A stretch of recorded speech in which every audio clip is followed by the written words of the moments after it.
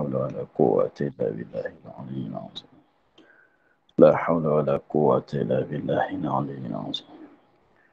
اللهم نحن من نعرف به أوامرك ونعرف به نواهيك، واصر عن الفهم النبيين وإمام الملائكة المقربين، واخرجنا من الظلمات الوهم وافتح لنا برحمتك وعلمنا أسر رحمتك يا رب العالمين.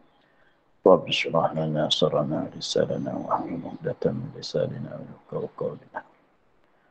قال الشيخ المصنف تعالى نفعنا بعلمه في الدارين آمين. Sekarang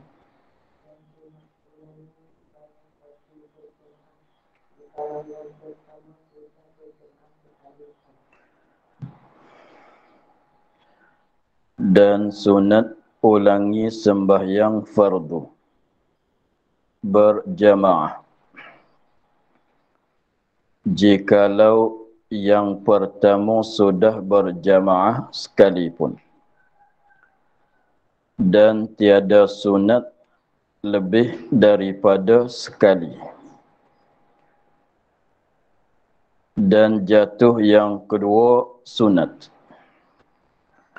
dan wajib mengikut imam di dalam takbiratul ihram, dan wajib imam meniat jadi imam di dalam takbiratul ihram juga, kerana boleh ulangi itu syarat berjamaah.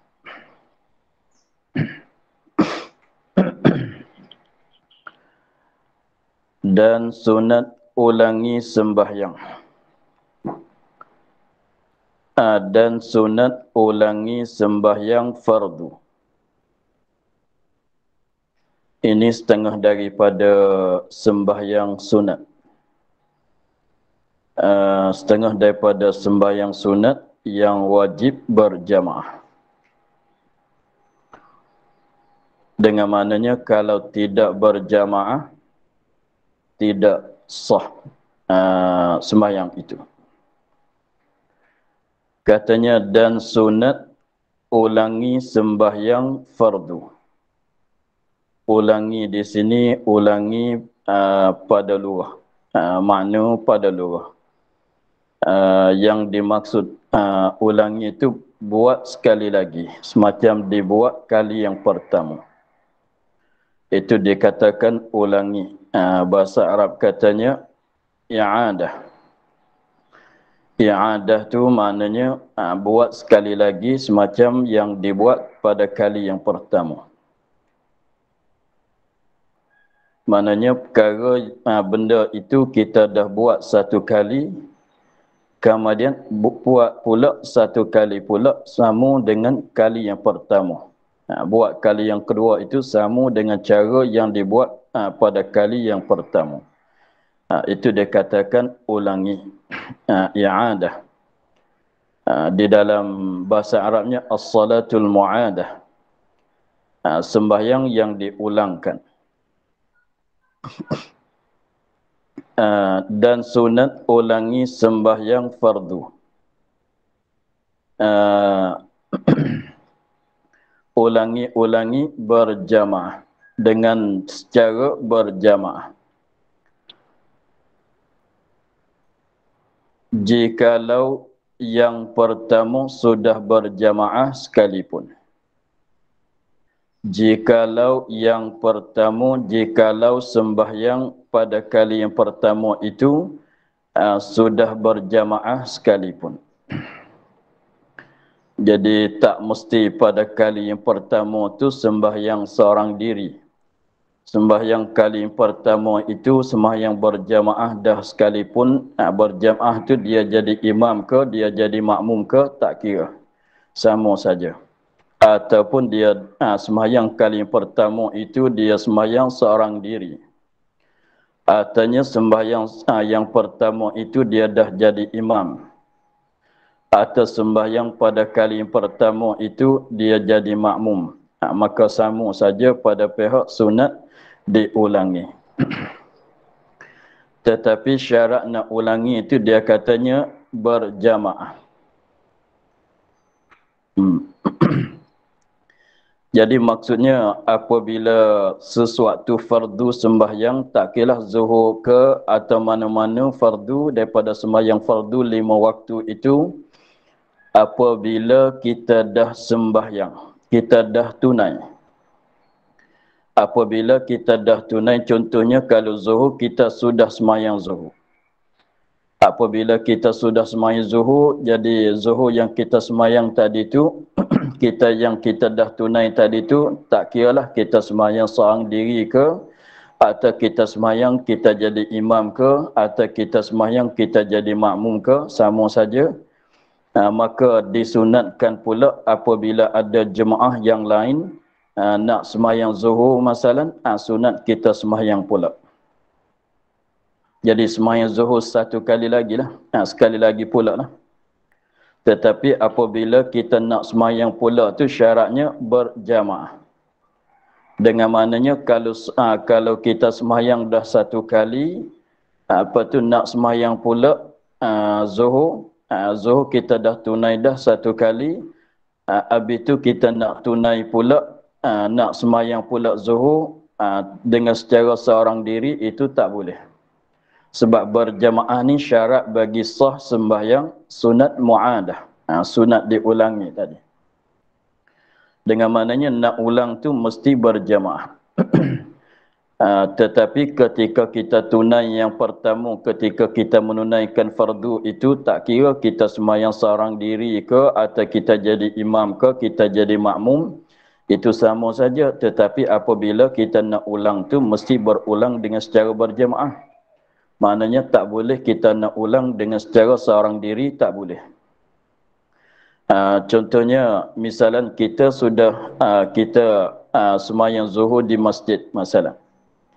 Kita sudah sembahyang zuhur di masjid, selepas pada tunai fardu zuhur kita tak balik, duduk dalam masjid. Duduk dalam masjid, tiba-tibanya ada datang seorang ke atau lebih banyak daripada seorang, dia nak sembahyang zuhur pun. Dia datang ke masjid, masuk ke masjid nak sembahyang zuhur. Maka sunat bagi kita sembahyang bersama dia. Emang kita jadi imam ke, kita jadi makmum mereka ke, artinya boleh kedua. Artinya kita sudah sembahyang zuhur kat masjid, kita balik ke rumah. Apabila balik ke rumah, isteri kita nak sembahyang zuhur.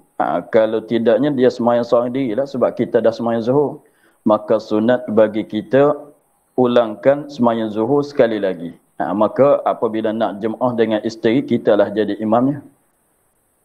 Maka itu pun boleh. Tetapi dia katanya, dan tiada sunat lebih pada satu kali. Lebih daripada sekali. Maknanya jangan ulang, jadi sunat diulangi itu satu kali saja. Lebih pada satu kali tak disunatkan. Ini pendapat bagi kaum yang asahnya, jangan lebih daripada satu kali. Mana ulang tu boleh sakat, disunat sakat satu kali saja. Lebih pada satu kali itu tak disunat. Itu mengikutkan asah. Dan syarat dia satu laginya, mesti diulangi di dalam waktu. Nak i'adah zuhur mesti kena laku di dalam waktu zuhur. Nak ulangkan sembahyang asar mesti di dalam waktu asar. Nak sembahyang maghrib, nak ulangkan sembahyang maghrib mesti di dalam waktu maghrib. Mesti kena dapat satu rakaat di dalam waktu. Kalau dah habis waktu, dah habis waktu, maka tak disunat dah mengulangi. Syarat dianya diulangi tu di dalam waktu. Walaupun dapat satu rakaat sekalipun di dalam waktu dah memadai. Tak mesti katanya mulai daripada takbiratul ihram sampai ke beri salam di dalam waktu, tak mesti begitu. Bahkan mesti di dalam waktu sekadar satu rakaat saja.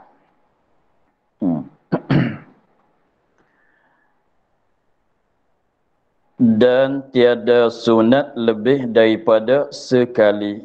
Maknanya kita nak ulang tu yang disunat ulangi sana itu satu kali saja di dalam waktu. Maka rupanya seperti tadilah, kita dah sembahyang fardu zuhur. Tak kira kita dah sembahyang fardu zuhur tu sembahyang dengan seorang diri ke, atau sembahyang kita tu jadi imam ke jadi makmum. Tiba-tibanya selepas pada kita dah tunai fardu zuhur masalan, maka ada pula satu jamaah datang nak sembahyang zuhur. Artinya ada seorang datang nak sembahyang zuhur, maka disunatkan kita sembahyang zuhur bersama dia atau bersama mereka jemaah tadi sekali lagi pula. Itulah yang dimaksud kata sunat mu'adah. Maka cara niatnya ada khilaf. Maka kaum muktamad ia katanya cara niat tu seperti kita niat sembahyang zuhur yang pertama itulah. Maknanya sembahyang yang pertama ialah sembahyang pada kali yang pertama kita niat usalli fardhu zuhri. Usalli fardhu zuhri, ada qasad, ada ta'arud, ada ta'ayun. Sebut aku sembahyang, sebut fardu, sebut zuhur. Maka apabila kita nak sembahyang ulangi sana itu, cara niat sama dengan cara kita niat pada kali yang pertama. Begitu. Tetapi kita niat tu, cara kita niat tu mengikut kaum muktamad wajib kena sebut fardu zuhur. Fardu maghrib, fardu asar, artinya fardu isya, fardu subuh. Begitulah. Jadi maknanya niat kita tu kena ada qasad, ta'arud, ta'ayun, dan ta'arud tu ta'arud akan fardu. Bukan sunat, bukan kita niat usalli sunnatal mu'adah, bukan begitu dak lah. Bukan kita niat saja ku sembahyang sunat mu'adah, tak memadai niat begitu. Jadi cara kita niatnya macam mana kita niat sembahyang fardu pada kali pertama, maka cara itulah kita niat pada nak sembahyang sunat mu'adah. Tetapi dia katanya dan jatuh yang kedua sunat. Dan jatuh mana berlaku sembahyang yang kedua itu jadi sunat.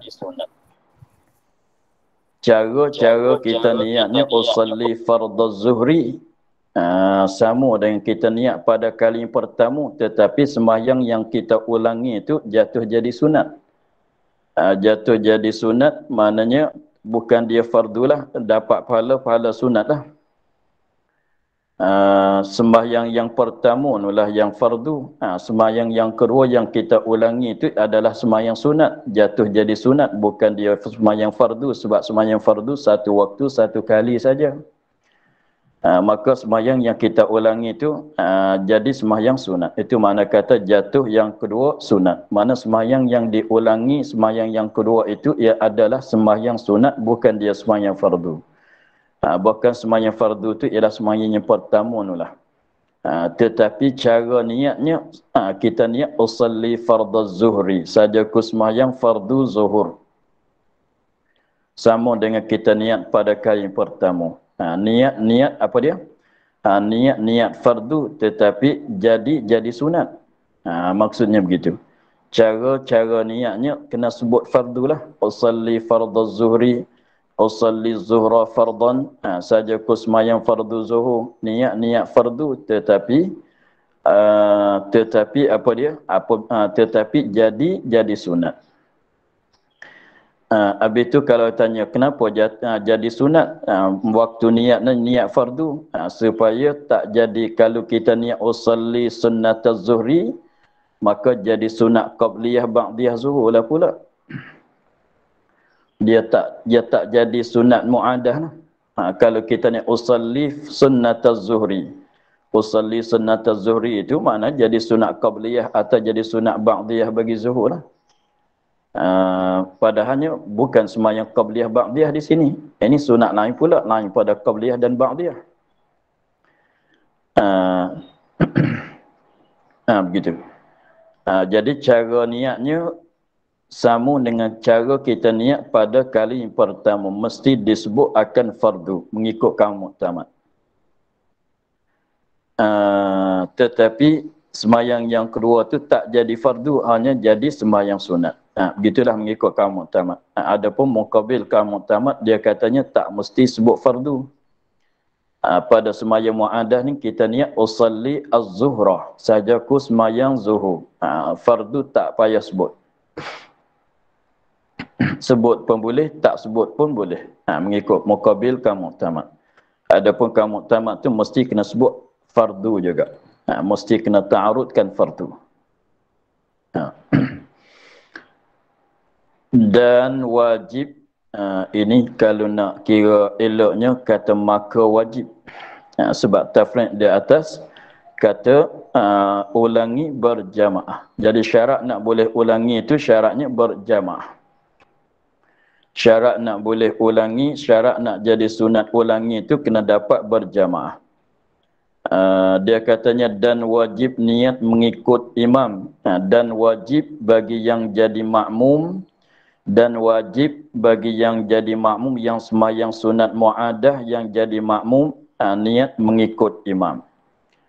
Niat mengikut imam tu bila? Di dalam takbiratul ihram. Pada ketika dia takbiratul ihram, mana di dalam lingkungan ucapan takbiratul ihram. Itu pada pihak orang yang jadi makmum mesti kena niat jadi makmum atau mengikut imam. Katalah saja ku semayang fardu zuhur makmum, saja ku semayang fardu zuhur mengikut imam. Katalah atanya saja ku semayang fardu zuhur berjamaah, madailah. Dan wajiblah imam, wajib juga pada orang yang jadi imam. Dia semayang mu'adah tetapi dia jadi imam pun boleh juga. Seperti contoh tadi tu, kita dah semayang fardu zuhur di masjid. Apabila kita sudah semayang zuhur di masjid, kita balik ke rumah, isteri kita nak semayang zuhur. Kalau kita tak sunat, kalau kita tak semayang sunat mu'adah, dia akan semayang seorang diri. Tetapi nak bagi untung kepada dia untuk nak dapat fadilah, kita berjemaah sama dia. Tetapi kita lah kena jadi imam sebab kita orang lelaki. Suami lah kena jadi imam. Isteri perempuan tak boleh jadi imam. Maka suami lah jadi imam. Maka wajib di atas dia tu kena niat jadi imam. Tetapi kalau semayang biasanya tak wajib. Lain pada semayang sunat i'adah, lain pada semayang fardu Jumaat, orang yang jadi imam tak wajib niat jadi imam seperti yang telah lepas. Adapun di sini wajiblah bagi orang yang semayang sunat i'adah tetapi dia jadi imam. Wajiblah imam meniat jadi imam di dalam takbiratul ihram juga. Sama dengan makmum. Jadi maknanya imam mesti kena niat jadi imam pada masa takbiratul ihram, sama dengan semayang Jumaat. Semayang Jumaat pun imam mesti kena niat jadi imam pada ketika takbiratul ihram, di dalam lingkungan takbiratul ihram. Sama dengan semayang Jumaat. Kenapa wajib tadi? Wajib apa dia? Wajib bagi makmum niat jadi wajib bagi makmum niat mengikut imam. Sebab makmum ni makmum pasal apa? Sebab wajib dia tu kena niat mengikut imam. Niat jadi makmum sebab satunya tak boleh nak mengikut kalau tak niat mengikut imam. Sebab syarat yang telah lepas kita dah belajar di awal-awal kitab dah telah lepas bahwasanya kalau kita jadi makmum mesti kena niat jadi makmum.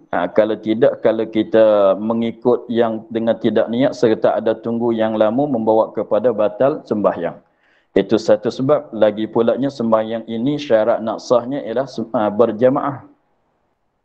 Adapun pihak imam sebab boleh jadi wajib bagi imam tu niat jadi imam pada masa takbiratul ihram juga tu, dia katanya kerana boleh kerana ni ilat pada wajiblah imam meniat jadi imam. Kerana boleh ulangi. Kerana boleh ulangi. Kerana sunat diulangi.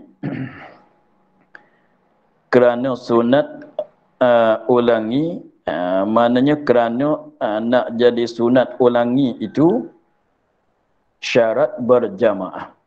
Jadi syarat bagi sembahyang ulangi saat itu syarat bagi sembahyang muadah saat itu syarat dianya berjamaah. Lalu itulah imam tu wajib niat jadi imam pada masa takbiratul ihram sama dengan Jumaat. Sebab Jumaat syarat bagi nak sah Jumaat itu ialah berjamaah pada rakaat yang pertama. Imam pun mesti kena niat jadi imam pada masa takbiratul ihram juga. Di sini pun begitu juga sebab tidak ada jalan bagi kita nak sembahyang sunat ulangi kalau kita sembahyang seorang diri. Nak ulangi mesti berjamaah. Apabila kata mesti berjamaah daripada awal sampai akhir maka awalnya ialah takbiratul ihram. Lalu tu pada imam pun wajib kena niat jadi imam di dalam lingkungan ucapan takbiratul ihram juga. Sebab syarat dia. Syarat kena berjamaah baru boleh buat. Begitulah. Dan jika barangkalinya jika punah sembahyang yang pertama tiada memadai oleh yang kedua gantinya atas mu'tamad di sisi Nawawi dan Ibnu Hajar. Khilaf bagi Syekhul Islam Zakaria kerana mengikut bagi Ibnul Imad.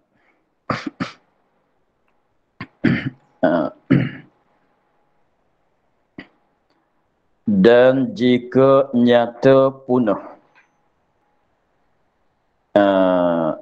ini daripada tadi. Dan jika nyata punah ini hubung kait dengan kataan tadi dan jatuh yang kedua sunat.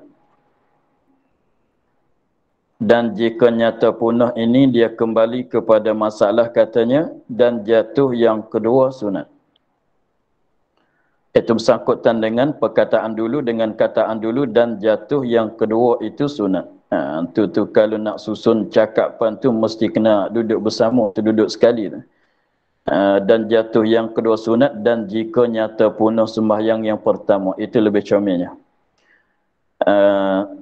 Jadi kita jaga sikit dan jika nyata punah ini kembali kepada katanya dan jatuh yang kedua sunat. Jadi maknanya dengan sebab tadi katanya sembahyang muadah itu walaupun cara niatnya usalli fardhu zuhri kalau zuhur niat fardu tetapi jadi sunat. Niat fardu tetapi jadi tak jadi fardu hanya jadi sunat. Jadi sebab tu dikatakan sembahyang sunat muadah.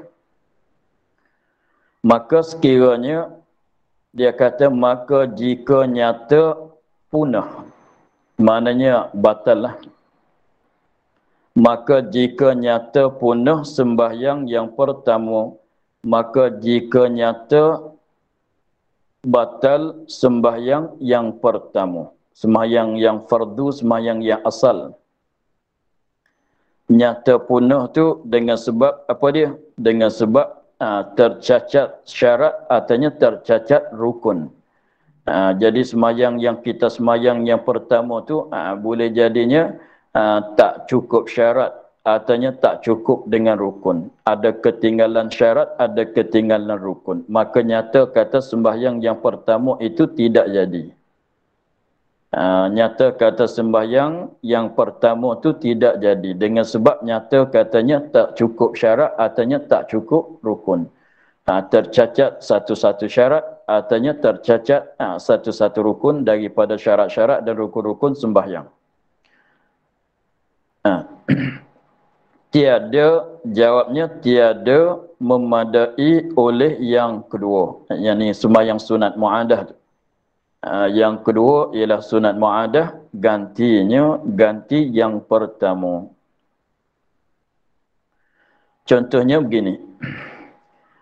Kita sembahyang fardu zuhur. Kali pertama lah apabila masuk zuhur, kita pun sembahyang zuhur. Apabila masuk waktu zuhur, kita pun sembahyang zuhur. Itu sembahyang zuhur tu ialah sembahyang kali pertama lah dalam masalah kita. Tetapi sembahyang zuhur kita kali pertama itu kita terlupa nak ambil wudu. Kita sembahyang pada kali yang pertama tu kita sembahyang dalam keadaan berhadas sebab kita terlupa. Tapi ketika sembahyang zuhur, ketika kita sembahyang tu kita ingat kata kita dah ada wudu. Kemudian kita tak perasan kata kita dah batal wudu. Kita sembahyang zuhur. Sembahyang zuhur, selepas pada sembahyang zuhur kita rehat sekejap. Sudah rehat sekejap, ada orang nak sembahyang zuhur pula. Ada seorang nak sembahyang zuhur. Kita pun pergi ambil wuduk. Sebab dia wuduk ni sunatnya satu kali nak sembahyang, satu kali wuduk walaupun tak batal. Sebab wuduk pun sama juga sunat diiadahkan, tajdid akan wuduk. Satu kali nak sembahyang, satu kali wuduk. Satu kali nak sembahyang, satu kali wuduk. Walaupun contohnya kalau kita sembahyang maghrib, kita ambil wuduk, kita sembahyang maghrib. Apabila nak sembahyang isyak, sunat kita ambil wuduk pula kalau kita tak batal. Kalau batal tu memanglah wajib. Tetapi kalau kita tak batal wuduk nak sembahyang isyak tu, sunat kita ambil wuduk yang satu kali lagi pula. Panggil wuduk yang tajdid. Maka kita katanya kembali pada masalah kita ni, kita sembahyang zuhur, kita terlupa nak ambil wuduk. Selepas pada kita sembahyang zuhur, selesai daripada sembahyang zuhur, maka adalah seorang ataunya beberapa orang nak sembahyang zuhur. Kita pun pergi ambil wuduk. Apabila kita pergi ambil wuduk, sudah kita pun sembahyang sunat mu'adah. Itu katanya sembahyang kali yang kedua. Maka apabila selepas pada kita sembahyang kali yang kedua itu, barulah kita teringat kata sembahyang kali yang pertama tadi sembahyang dengan tidak ada wuduk. Maka maka hukumnya kita kena sembahyang zuhur lain. Sebab sembahyang zuhur yang kedua ini tak boleh nak ganti sembahyang zuhur yang pertama. Sebab apa? Sebab sembahyang yang pertama memanglah sembahyang fardu. Adapun sembahyang yang kedua walaupun niat fardu tetapi jadi sunat. Maka asal kaedahnya sembahyang sunat tak boleh nak menggantikan di tempat sembahyang fardu. Sembahyang sunat tak boleh nak ganti di tempat sembahyang fardu. Lalu tu sembahyang yang kedua tak boleh nak ganti pada sembahyang yang pertama. Tak boleh nak ganti daripada sembahyang yang pertama. Maknanya dalam masalah rupa misal kita tadi, kita kena sembahyang semula. Kena sembahyang pula tu sembahyang zuhur. Sebab sembahyang zuhur yang pertama tidak ada wuduk. Sembahyang zuhur yang pertama tidak ada wuduk. Lepas tu sunat mu'adah tadi tak boleh nak ganti naik jadi fardu. Sebab yang kedua itu jatuh jadi sunat, tak jadi fardu. Walaupun cara niat tu niat fardu sekalipun. Begitulah. Itu maksudnya. Artinya tak kiralah nyata kata rusak sembahyang kita yang pertama hari itu juga, dalam waktu itu juga, atau esok hari baru kita nyata, baru teringat. Kemarin aku sembahyang zuhur, aku tak ambil wuduk. Maka kena qada balik. Kena buat balik. Sebab sembahyang mu'adah tu tak boleh nak mengganti dengan sebab dia adalah sembahyang sunat. Maka sembahyang sunat yang semata-mata sembahyang sunat itu tak boleh nak mengganti di tempat sembahyang fardu. Lalu tu sembahyang fardu yang pertama yang nyata kata batal itu mesti diulangi, mesti kena buat lain.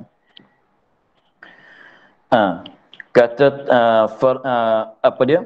Sembahyang yang tiada memadai oleh yang kedua gantinya. Ini mengikut yang mu'tamad atas mu'tamad, yang mengikut atas kaum yang diiktimad di sisi Imam Nawawi. Mengikut pendapatan yang diiktimad oleh Imam Nawawi dan Ibnu Hajar, katanya tak boleh sembahyang yang kedua mengganti daripada sembahyang yang pertama sekiranya kalau sembahyang yang pertama nyata katanya tak jadi dengan sebab tak cukup syarat ataunya tak cukup rukun. Khilaf bagi Syekhul Islam Zakaria kerana mengikut bagi Ibn Imad dan Ghazali. Katanya memada ganti yang kedua. jika ia niat dengan sembahyang yang kedua akan fardu. Tetapi kalau kita mengikut pendapat bagi Syekhul Islam Zakaria Al-Ansari, dan juga kalau kita mengikut pendapatan bagi Ibnul Imad, dan mengikut pendapatan bagi Imam Ghazali, bahwasanya sekiranya kalau nyata sembahyang yang pertama itu tak jadi, batal, punah, rusak, maka tengok, kalau sembahyang mu'adah tadi tu kita ada niat fardu.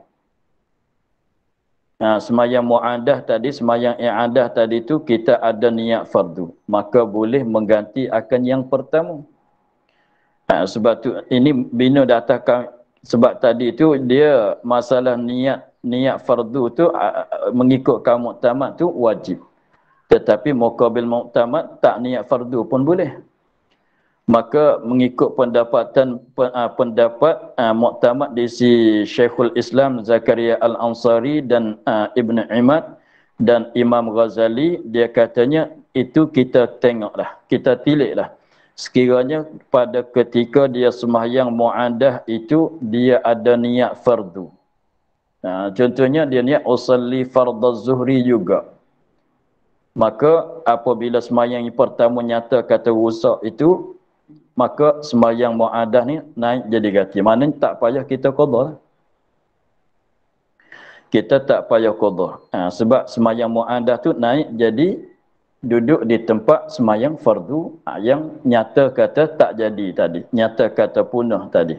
Begitulah. Tapi untuk nak memuaskan hati kita, kita buatlah.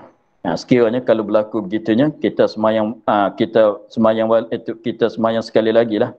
Sebab sembahyang pertama tu nyata kata rusak, terlebih ihtiyatnya kita mengikutkan yang pertama. Katanya sembahyang sunat mu'adah tak boleh nak menggantikan sembahyang fardu.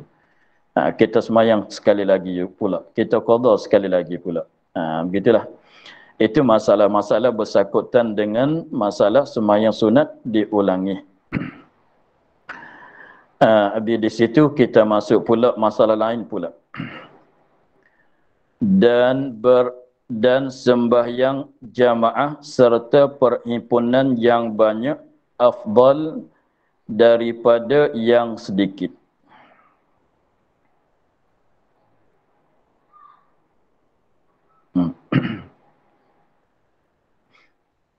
Dan sembahyang jamaah serta perhimpunan yang banyak. Maksudnya kita di sini masalahnya di kampung kitanya, di kawasan kitanya ada dua masjid. Ada dua masjid. Lepas tu setiap-tiap dua masjid tu ada sembahyang jemaah kesemuanya. Ini lain pada sembahyang Jumaat. Sembahyang Jumaat mesti di satu tempat. Kalau muatlah. Ini sembahyang fardu yang lain pada sembahyang Jumaat. Kita ke fardu katanya di tempat kita ni ada dua buah masjid. Dan setiap-tiap dua buah masjid itu ada sembahyang Jumaat kedua-duanya. Tetapi masjid yang satu lagi itu ramai ahli jemaahnya. Dan masjid satu lagi tak begitu ramai sangat. Begitulah. Maka kita nak pilih, nak utamakan yang mana. Kalau kita nak pilih yang mana. Maka kita pilih yang ramai ahli jemaah itu lebih afdal daripada tempat yang tak ramai. Begitulah. Dia katanya dan sembahyang berjemaah serta perhimpunan yang banyak. Mana ahli jemaah dia tu ramai. Ahli jemaah dia tu ramai, itu serta perhimpunan yang banyak. Kalau ramai tak jemaah tak jadi juga. Mana ahli jemaah tu ramai. Afdal, ingatlah masalah katanya afdal ni maksudnya terlebih banyak pahala. Terlebih banyak pahala artinya terlebih besar pahala. Daripada sembahyang, daripada yang sedikit. Daripada ahli jemaah, tempat jemaah yang ahli jemaah dia tu sedikit, tak ramai sangat. Jadi maknanya kita pilih tempat yang ramai itulah afdal untuk kita nak sembahyang. Pahala lebih banyak di tempat yang ramai daripada tempat yang sedikit. Walaupun sama-sama masjid. Artinya sama-sama surau. Begitu. Malakan kerana seumpama bid'ah imam bagi puak yang banyak. Bagi puak yang banyak maknanya tempat yang jemaah yang ramai itu imam dia ahli bid'ah. Orang yang bid'ah. Tetapi bid'ah dia tak membawa kepada jadi kufur. Begitulah. Kena jaga begitu. Kerana seumpama bid'ah imam, jadi bid'ah yang tak membawa kepada jadi kufur. Bid'ah yang tak membawa kepada jadi kufur. Kalau bid'ah membawa kepada jadi kufur, maka tak boleh kita nak ikut. Melainkan kerana seumpama bid'ah imam. Bagi imam-imam bagi puak yang banyak. Ini bagi ahli jemaah yang ramai.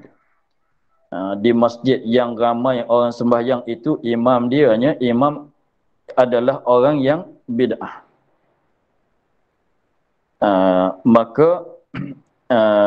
Maka dia kata maka jemaah serta puak yang sedikit serta ahli jemaah yang tak ramai tadi itu yang sedikit itu yang imamnya tidak bid'ah afdal.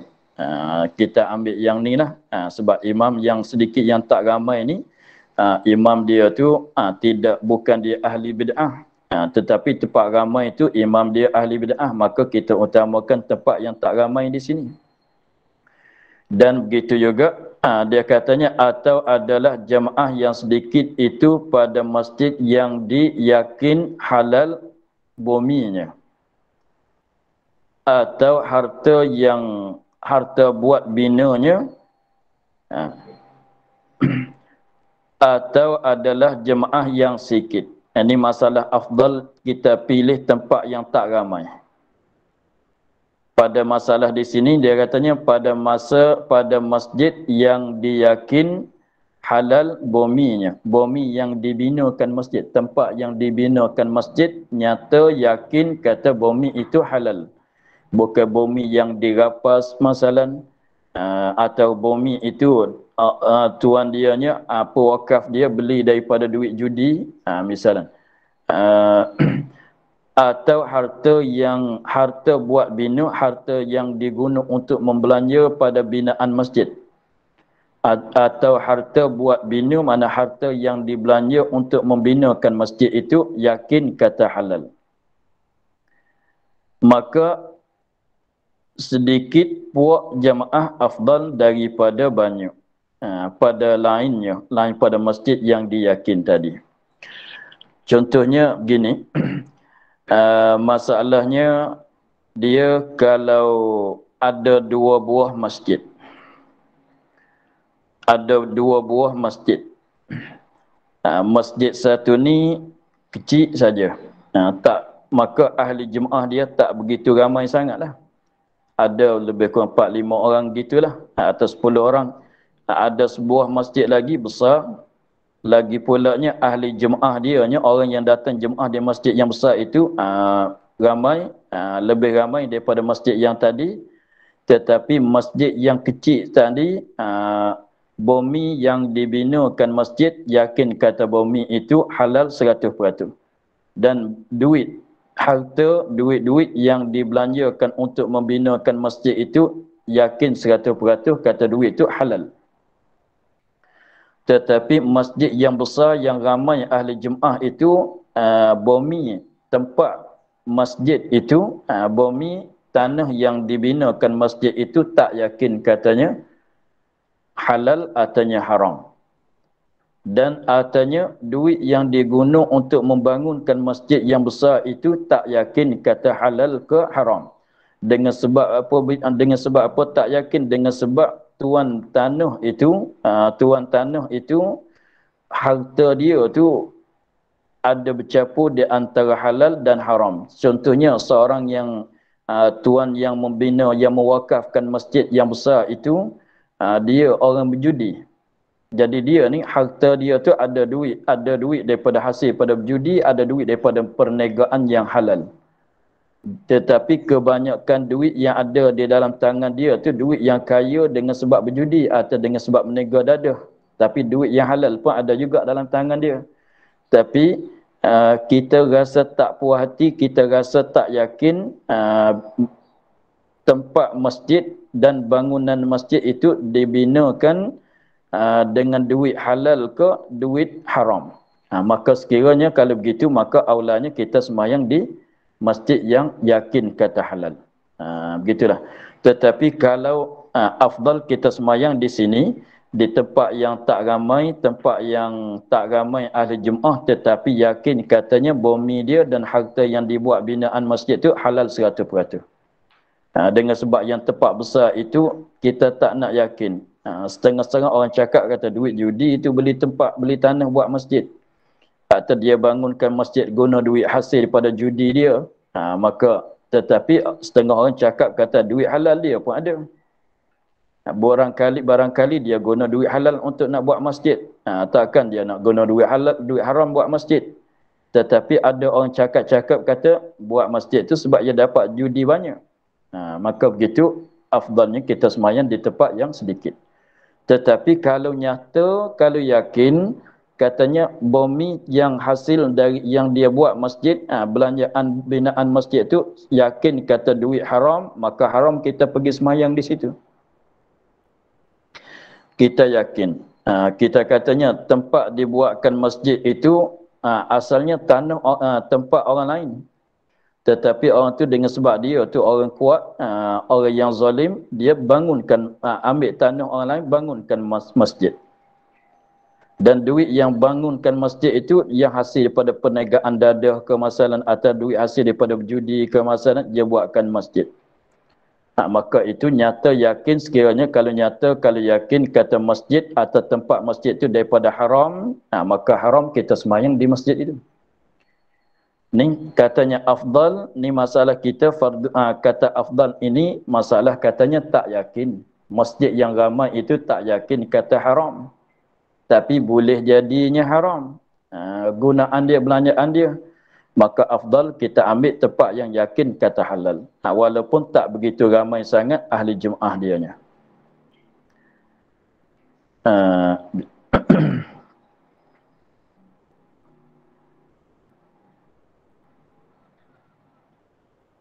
Dia katanya maka sedikit puak jamaah afdal daripada banyak pada yang lain. Tadilah tempat yang tak ramai itu yang kita yakin katanya halal 100% lebih aula untuk kita semua jemaah di situ.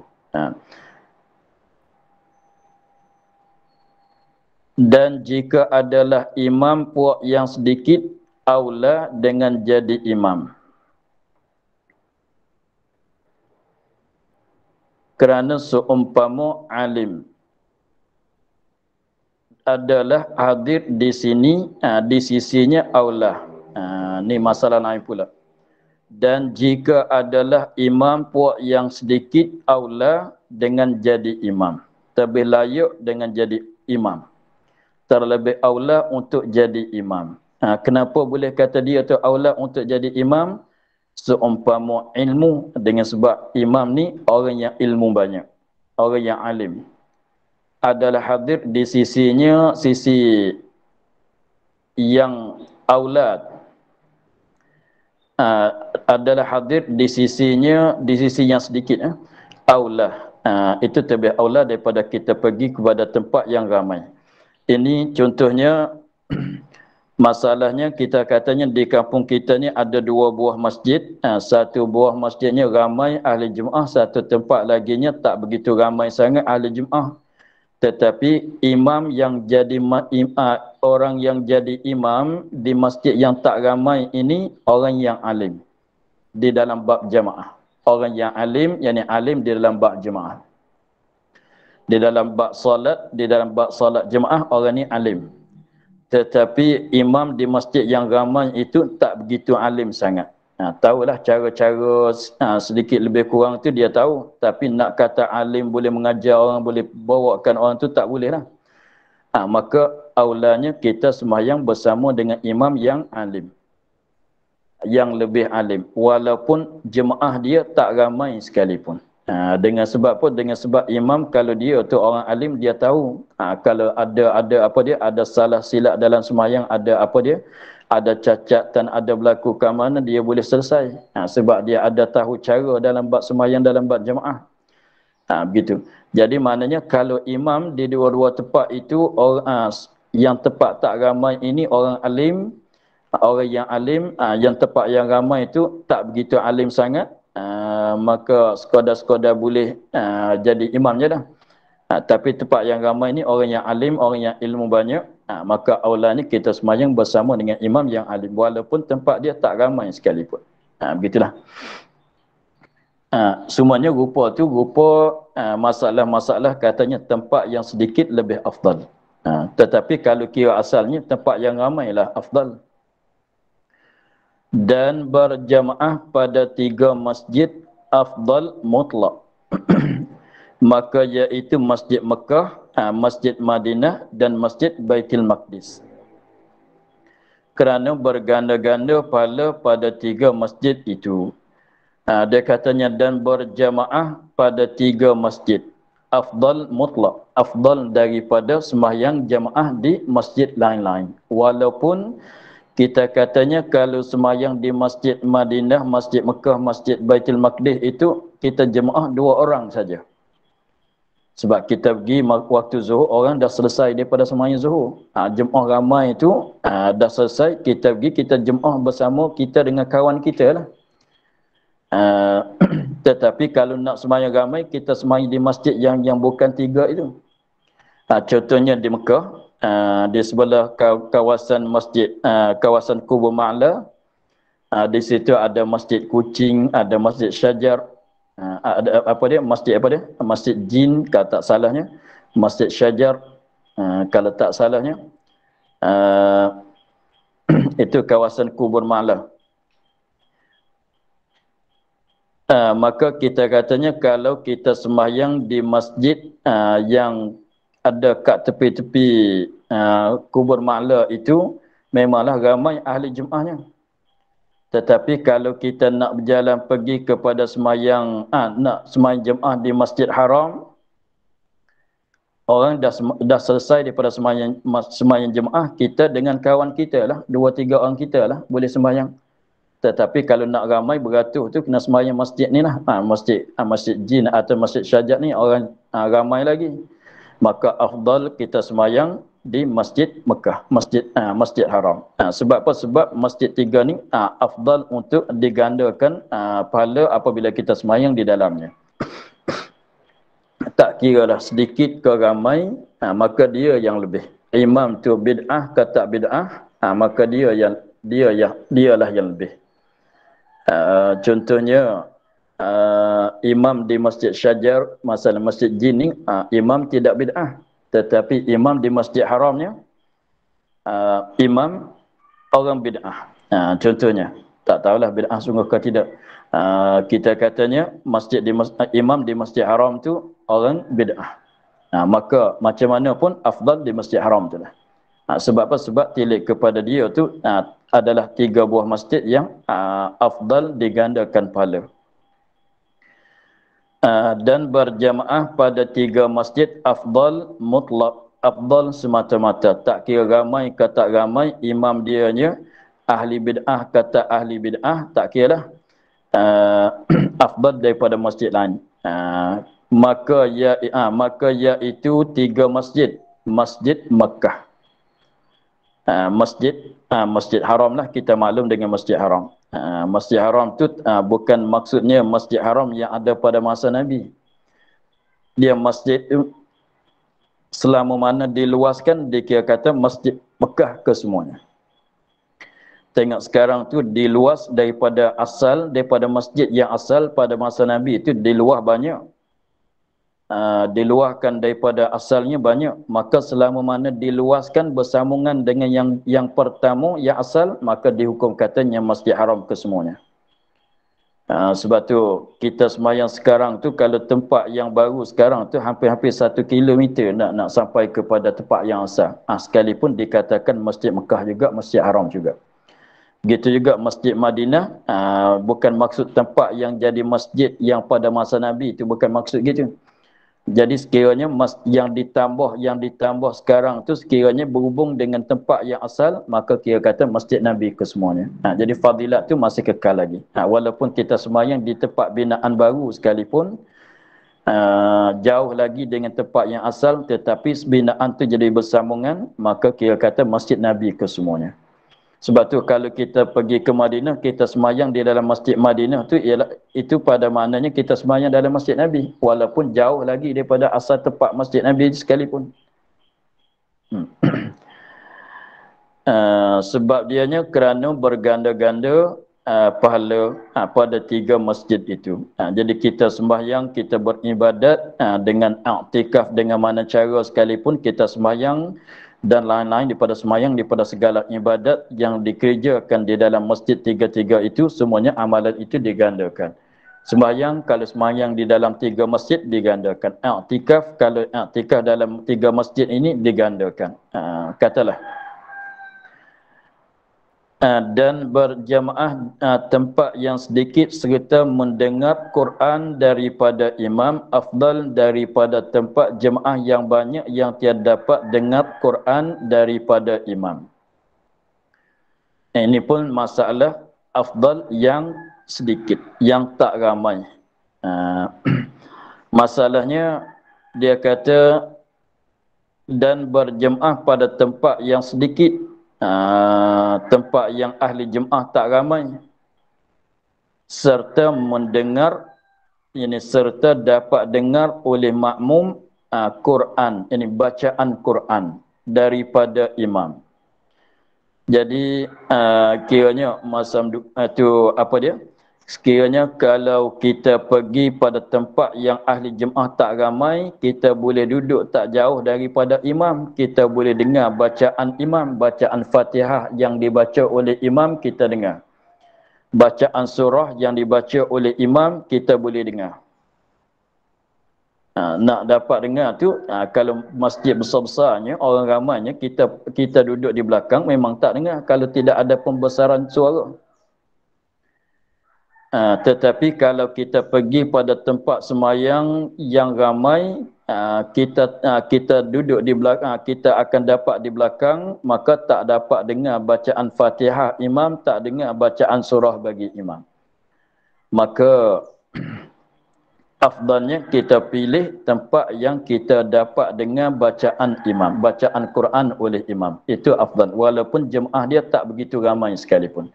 Walaupun jemaah dia sedikit sekalipun.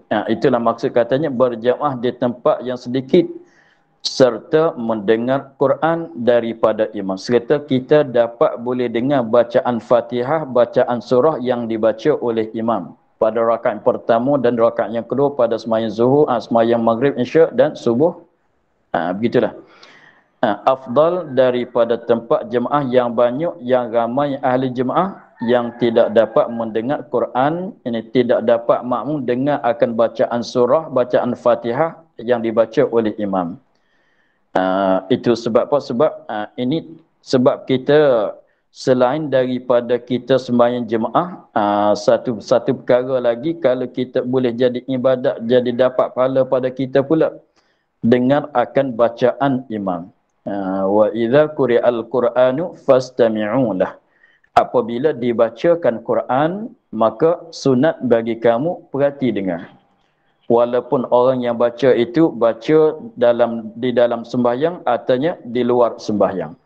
Apabila dibacakan Quran, tak kira dibaca di dalam sembahyang atau dibaca di luar sembahyang, maka sunat kita perhati kepada bacaan Quran itu.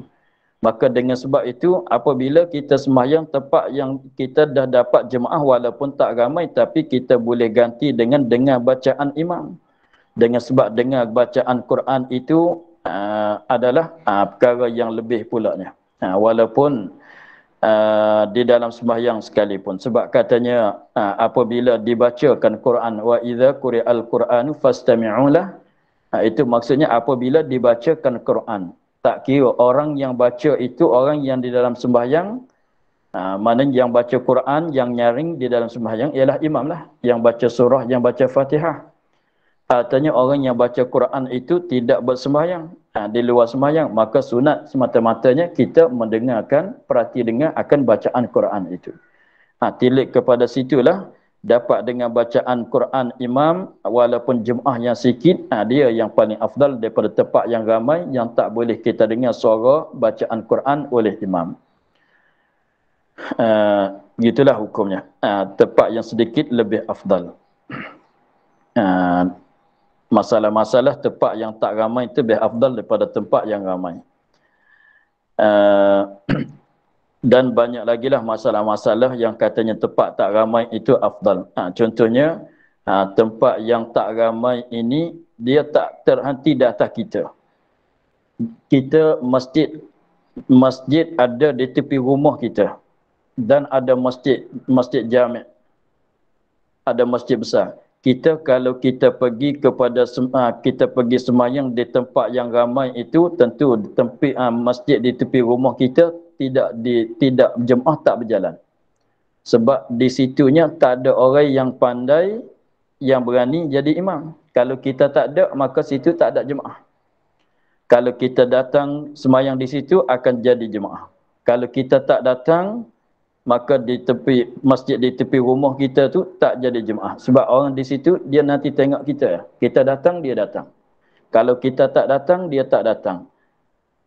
Tetapi kalau kita pergi kepada masjid masjid yang besar ini, mana tempat yang di sininya tak ada orang sembahyang jemaah, maka aulanya kita sembahyang masjid yang tak ramai sebab untuk nak menghidupkan sembahyang jemaah.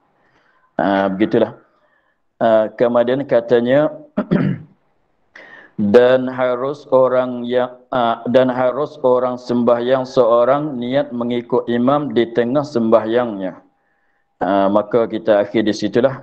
Wallahu a'lam. Alhamdulillahirabbil alamin. A'udzubillahi minasyaitonir rajim. Bismillahirrahmanirrahim. Alhamdulillahirabbil alamin wassalatu wassalamu ala asyrafil anbiya'i wal mursalin wa ala alihi wa sahbihi ajma'in. Allahumma iftah alaina futuhal arifin wa nawwir qulubana